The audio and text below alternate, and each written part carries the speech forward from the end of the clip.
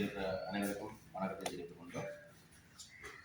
ஊடகவியலாளர்களுடைய தியாகத்துக்கும் அவருடைய அந்த அர்ப்பணிப்பான செயற்பாடுகளுக்கும் ஒரு அங்கீகாரம் வழங்கி இன்றைய தினம் என்னுடைய நண்பன் சபேஷனா அவர்களுக்கு ஒரு இரங்கல் கூட்டத்தை ஏற்பாடு செய்திருக்கின்ற இந்த மக்கள் விளையாட்டுக் கழகம், மற்றது அந்த கழகத்தினுடைய ஒரு பிரதான செயற்பாட்டாளராக இருக்கின்ற நண்பன் செல்வதீபன் அனைவருக்கும் நாங்கள் என்னுடைய யாழ்ப்பாணம் ஊடகவியலாளர் சார்பிலே உண்மையில் நன்றிகளை தெரிவித்துக் கொள்கின்றோம். ஊடகத்துறையை பொறுத்தவரையில் என்னுடைய சிரேஷ்ட ஊடகவியலாளர் வழிகாட்டி தியானி அவர்கள் பல விடயங்களை சொல்லியிருக்கின்றார். அந்த அடிப்படை குறிப்பாக சபேஷனாவை பொறுத்தவரையில் இப்போ சபேஷனாவுக்கு இங்கே ஒரு இரங்கல் கூட்டம் ஏற்பாடு செய்யப்பட்டிருக்குன்னு சொன்னால் நான் நினைக்கின்றேன் சபேஷன்னாவுக்கும் செல்வதீபனுக்கும் இருக்கின்ற அந்த நெருக்கமான பிணைப்பு, சபேஷன்னா ஊடாக செல்வதீபன் தன்னை வளப்படுத்தி கொண்ட விதம், தன்னுடைய அந்த ஆற்றல் ஆளுமையை வளப்படுத்தி கொண்ட அந்த பாங்கு, அந்த அந்த அதுக்கப்புறம் அவர் வச்சு கொண்ட தியாக உணர்வு, அந்த உணர்வு தான் இந்த சபேஷன்னாவுக்கு இங்கே ஏற்பாடு செய்வதற்கான ஒரு காரணமாக அமைஞ்சிருக்குது. செல்வதீபனை பொறுத்தவரையில் என்னுடைய யாழ்த்தினர்களுடைய வடமராட்சி செய்தியாளராக நீண்ட காலம் பணியாற்றி இருந்தவர். அவர் சபேஷனோட நெருக்கமான தொடர்புகளை குறிப்பாக நாங்கள் ஊடகத்தை பொறுத்தவரையில் போர்க்கால தியானத்துறையாக சொல்லியிருந்தார். போர்க்கால சூழல், நாங்கள் ரோட்டு நடமாட முடியாத சூழலில் நாங்கள் பிரதேச செய்திகளை சரி, மாவட்ட செய்திகளை சரி எல்லாம் திரட்டி ஒரு பத்திரிகை அச்சிட்டு வெளியிடுறன்றது ஒரு மிக மிக ஆபத்தான அல்லது அச்சுறுத்தலான பெரிய காலம். தியானம் சொன்ன மாதிரி நாங்கள் கதவை தள்ளி பிடிச்சு கொண்டு கேட்கல வந்து உடைக்கிறான்னு சொல்லி ஒரு பக்கம் கதவை உடைச்சிட்டு உள்ள வேற வலிக்கிடுவாங்க. குறிப்பாக சொல்லப்போனால் ஒட்டு குழுக்கின்ற ஆதிக்கம் தான் அதிகமாக இருந்தது. அப்போ அந்த டைம்களில் வந்து தாங்கள் கொடுக்கின்ற செய்திகளைத்தான் நாங்கள் பிரசுரிக்க வேண்டும் என்ற ஒரு நியதி அது அவரிடம் இருந்தது. இராணுவ தரப்பாக இருக்கலாம், ஒட்டுக்குழுக்களாக இருக்கலாம், அவர்களுடைய ஆதிக்கம் இந்த எங்கட தமிழ் மக்கள் ஒரு நியாயமான விடுதலை போராட்டத்தை முன்னெடுத்தார்கள். அந்த விடுதலை போராட்டத்தின் நியாயமான தன்மையை வந்து எந்தவித பக்கச்சார்புமின்றி உலகுக்கு வெளிப்படுத்தியவர்கள் யாழ்ப்பாணம் மட்டுமல்ல வடகிழக்கு தமிழ் ஊடகவியலாளர்கள். ஒரு சில சிங்கள ஊடகவியலாளர்களும் ஒரு நியாயமான வகையில் ஒரு சரியான ஒரு பக்கச்சார்பு இல்லாமல் தங்களுடைய கருத்துக்களை வெளிப்படுத்தி இருந்தார்கள். அதற்காகவே அவர்கள் படுகொலை செய்யப்பட்டிருந்தார்கள். அந்த வரலாறு இலங்கையில் இருக்கு. அதே மாதிரி அதிகமான குறிப்பாக சொல்லி 39 ஊடகவியலாளர்கள் கொல்லப்பட்டிருக்கிறார்கள் சொன்னால் அதுக்கு உலகத்தில் பல இடங்கள்ல எப்படி இல்லை.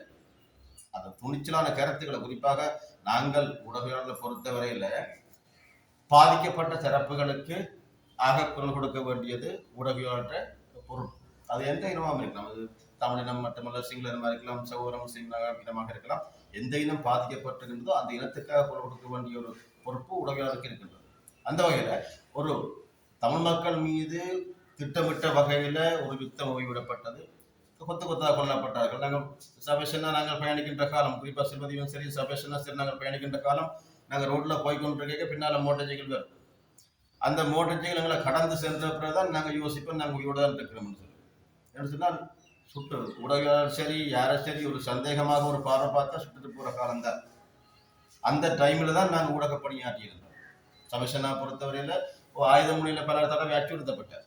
நான் நினைக்கிறேன் அவர் செய்தி சேகரிக்க சென்றிருந்த போது யாழ்ப்பாணம் பரமேஸ்வர சந்திரை வச்சு கடுமையாக தாக்கப்பட்டார். அவர் உட்பட பல ஊடகங்கள் கடுமையாக தாக்கப்பட்டார்கள். குறிப்பாக அவர்கள் அந்த காலத்துல பெட்ரோல் தட்டுப்பாடு, வாகனங்களுக்கான தட்டுப்பாடு, பெரும்பாலும் சைக்கிள்ல போய்தான் ஊடக பணியாற்றுறது. சபேஷனா பொறுத்தல சைக்கிள்ல போய் அந்த அவர்கள் கொண்டு போன சைக்கிளை கூட படத்திறப்பு அடிச்சு சைக்கிளை சேதமாக்கி அந்த சைக்கிளை தூக்கி தலையில வச்சு கொண்டு போங்கன்னு சொல்லி நீண்ட தூரம் அப்படியே அச்சுறுத்தி கலைத்து விட்டார்கள். அப்படியான சூழல் தான் சபேஷன்னா போன்ற ஊடகவியலாளர்கள் யாழ்ப்பாணத்தில் பணியாற்றிய அந்த காலம். அந்த காலத்திலிருந்து நாங்கள் உண்மையாக நம்புகின்றோம். அந்த காலத்துல இருந்தும் நாங்கள் தப்பி இருக்கின்றோம் என்று சொன்னால் அது எது வகையில நாங்கள் மக்களுக்காக மீண்டும் தேவைப்படுகின்றோம் என்ற ஒரு கருத்தை இறைவன் எண்ணியிருந்தார். அதுக்காகத்தான் நாங்கள் தப்பு வைக்கப்படுவோம். இல்லாட்டி கடந்த காலங்களிலே பல அச்சுறுத்தல்களுக்கு மத்தியில் நாங்கள் பணியாற்ற அந்த காலம் என்றதை வார்த்தைகளை வர்ணிக்க முடியாது. குறிப்பாக இருக்கிற அனைவருமே அந்த காலத்தில் வாழ்ந்த மக்கள் தான். ஆனாலும் அந்த மக்களுக்கு குறிப்பாக ஒரு சம்பவம் நடக்குதுன்றதில்லை, அந்த சம்பவம் நடக்கிற இடத்தை விட்டு மக்கள் வெளியேறி ஓடிக்கொண்டிருப்பார்கள். ஆனால் போராளிகளை பொறுத்தவரையில அந்த இடத்தை நோக்கி போய் கொண்டிருப்பார்கள். அதே மாதிரி ஊடகவியலாளர்கள் எங்களை பொறுத்தவரையிலையும் நாங்கள் அந்த இடத்தை நோக்கி சென்று கொண்டிருக்கோம். என்று சொன்னால் எங்களுக்கு தகவல் தேவை. அந்த தகவலை பெற்றுக்கொண்டு அந்த மக்களுக்கு உண்மைத்தன்மையை வெளிப்படுத்த வேண்டும், சர்வதேசத்துக்கு உண்மைத்தன்மையை வெளிப்படுத்த வேண்டும். குறிப்பாக அந்த வன்னி யுத்த காலத்தை எடுத்துக்கொண்டு எல்லாருக்கும் தெரியும். இந்த இன்றைக்கும் சாட்சியாக பல ஊடகங்கள் இருந்து கொண்டிருக்கிறார்கள். வன்னியில பணியாற்றின ஊடகங்கள் அந்த நெருப்பு மலைக்கல்ல மத்தியில் எல்லா மக்களும் ஓடிக்கொண்டிருக்கின்ற அந்த நேரத்தில் எல்லா சுத்தி வளர்ச்சி எல்லாம் எரிஞ்சு கொண்டிருக்க அந்த களத்தில் நின்று ஊடக பணியாற்றிய பலர் உயிரிழந்து இருக்கிறார்கள், கொல்லப்பட்டார்கள். இன்றும் சிலர் சாட்சியாக அந்த தகவல்களை வைத்து வெளியே பரிமாறிக்கொண்டிருக்கிறார்கள். அந்த அச்சமான சூழல் காரணமாக இடம்பெயர்ந்த பல உதவியாளர்கள் இருக்கிறார்கள். குறிப்பாக நான் நினைக்கிறேன் செல்வதீவன் கூட நல்லபடியாக வரைக்கும் அந்த காட்டு பகுதியை வச்சு தாக்கப்பட்டார். உண்மையான காரணம் அவர் ஊடக பணி. நினைக்கிறேன் தேசியத்தினுடைய தந்தையருடைய மரணக்கிரியைக்கு நாங்கள் எல்லாம் ஒரு டீமா போயிருந்தோம். அந்த இடத்துல வச்சு எதேச்சியாக நான் நினைக்கிறேன், நான் அந்த தேசியத்தில் வர சகோதரி வினோதினியாக்கான்ற ஃப்ரெண்ட் ரமேஷ் அண்ணன் வந்திருந்தவர், அவரை நான் கல்பனை கொண்டு போக தேவை இருந்தது. அதுக்கான காரில் போயிட்டேன். ஆனால் எங்களோட வந்த செல்வதீவன் அனைத்து குழுவும் திட்டமிட்டு திரட்டப்பட்டு மோசமாக கலைக்கப்பட்டு அச்சுறுத்தப்பட்டு தான் வெளியே இறக்கப்பட்டார். அந்த டீமுக்கு தலைமைதாங்க உண்மையில செல்வதீவன். அப்ப செல்வதீவன் ஒரு மிக கடுமையான நெருக்கடிகளை எதிர்நோக்கி இருந்தார். சபேஷனா போலதான், எங்களை போலதான்.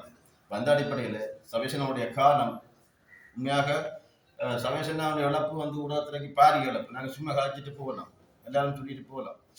அவர் ஆயுத முறையில் கொல்லப்படாமல் இயற்கையாக மரணித்தால் கூட அவருடைய இழப்பு எங்களுடைய தமிழ் ஊடகத்துறைக்கு பாரிய இழப்பு. குறிப்பாக அவர் தேனை தெரியும், எந்த சந்திப்புக்கு போனாலும் அங்கே குறிப்பாக யாழ்ப்பாணத்தில் ராஜதந்திரிகள் வந்தால் சரி, அல்லது எங்களுடைய உள்நாட்டு பிரதிநிதிகள் வந்தால் சரி, அந்த சந்திப்பில் கண்டிப்பாக இருப்பார் சபேஷன். ஆங்கில புலமை மிக்கவர். அந்த எங்களுடைய கருத்துக்களை, உண்மையான கருத்துக்களை வெளியே சொல்லக்கூடிய ஒரு ஊடகவியலாளராக அவர் இருந்தார். தன்னுடைய அந்த ஆங்கில புலமையின் ஊடாக அவர்களுடைய உள்நாட்டு பிரதிநிதிகளுக்கு உண்மையை எடுத்து சொன்னார். உண்மையை எடுத்து சொல்லி அந்த மருந்து தொழிலுக்காக அவர் வேதனத்துக்காக அல்லது சம்பளத்துக்காக பணியாற்றியவர் அந்த சபேஷன் அவர்கள்.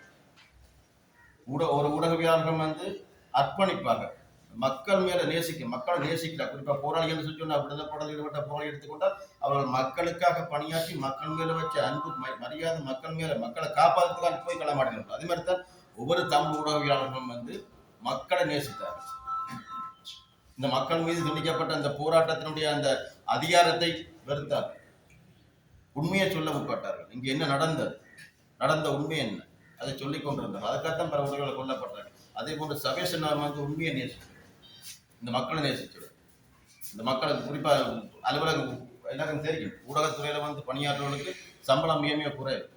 அந்த சம்பளம் மிக குறைவா இருந்தால் அந்த மக்களை, இந்த இனத்தை, என்னுடைய எதிர்காலத்தை கட்டியெழுப்ப வேண்டும் என்பதற்காக பணியாற்றியவர் தான் சபேஷன்னா போன்ற ஊடகவியலாளர்கள். அந்த அடிப்படையில சபேஷன்னாவுக்கு இந்த இடத்துல நினைக்கிறேன் மக்கள் விளையாட்டுக் கழகத்தை பொறுத்தவரை அதிகமாக இங்கே செல்கின்ற நாட்கள் இருந்தது. மக்கள் விளையாட்டுக் கழகம் பல்வேறு அறப்பணிகள் செய்து கொண்டிருக்குது. அதை நாங்கள் நினைவுபடுத்த வேண்டும். குறிப்பாக பாதிக்கப்பட்ட மக்களுக்கான வாராந்த உதவிகள் வழங்கப்பட்டுக் கொண்டிருக்கின்றன. அதே போன்று யாழ்ப்பாணம் மட்டுமல்ல, தமிழர் தாயகத்தில் கஷ்டப்பட்டிருக்கின்ற மாணவர்களுடைய கல்வியை முன்னேற்றுவதில் இந்த மக்கள் விளையாட்டுக் கழகம் ஒரு சிறப்பான பணியாற்றி கொண்டிருக்குது. அதே போன்று பல அறப்பணிகள், குறிப்பாக வாத்தியால் சொல்ல முடியாத பல அறப்பணிகளை மக்கள் விளையாட்டுக் கழகம் மாற்றி கொண்டிருக்குது.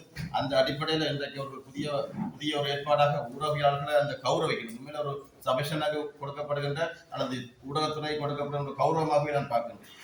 அந்த அடிப்படையில் இன்றைய தினம் என்னுடைய சபேஷன் அவர்களுக்கு இங்கே ஒரு அஞ்சலி கூடத்தை ஏற்பாடு செய்து நடத்திய மக்கள் விளையாட்டுக் கழகத்துக்கும் குறிப்பாக அதனுடைய ஏற்பாட்டாளர் செல்வதிகள் அவர்களுக்கும் நாங்கள் நன்றிகளை தெரிவித்துக் கொள்கின்றோம். அதேவேளை என்னுடைய சபேஷனுடைய ஆத்மா சாந்தி அடைய வேண்டும் என்று எல்லாம் அல்ல இறைவனை நாங்கள் பிரார்த்தித்துக் கொண்டு, சபேஷனுடைய குடும்பம், குறிப்பாக அவருடைய மனைவியும் எங்களுடைய தினப்புற அலுவலகத்தில் பணியாற்றியவர். அந்த பணியாற்றிய காலத்தில் இருவரும் விரும்பி திருமணம் செய்து கொண்டவர்கள். அந்த அடிப்படையில் குடும்பம் குடும்பமாகவே ஊடகத்துறைக்கு அர்ப்பணிக்கப்பட்ட, குறிப்பாக ஹம்சாவை பொறுத்தவரையில் அவர் ஊடகத்துறைக்காக தன்னை ஊடகத்துறைக்கு உழைத்த ஒருவர். அந்த அடிப்படையில் அவர் இழந்து தவிக்கின்ற குடும்பத்தில் குறிப்பாக ஹம்சா மற்றும் 3 பிள்ளைகளுக்கும் நாங்கள் அனுதாபங்களை தெரிவித்துக் கொள்கின்றோம். இந்த விடாமாச்சி மண்ணில் இருந்து இந்த அனைவருக்கும், இந்த ஏற்பாட்டாளருக்கும் மீண்டும் ஒரு தடவை நன்றியை தெரிவித்து என்னுடைய அஞ்சலி கூடத்தை நிறைவேற்றி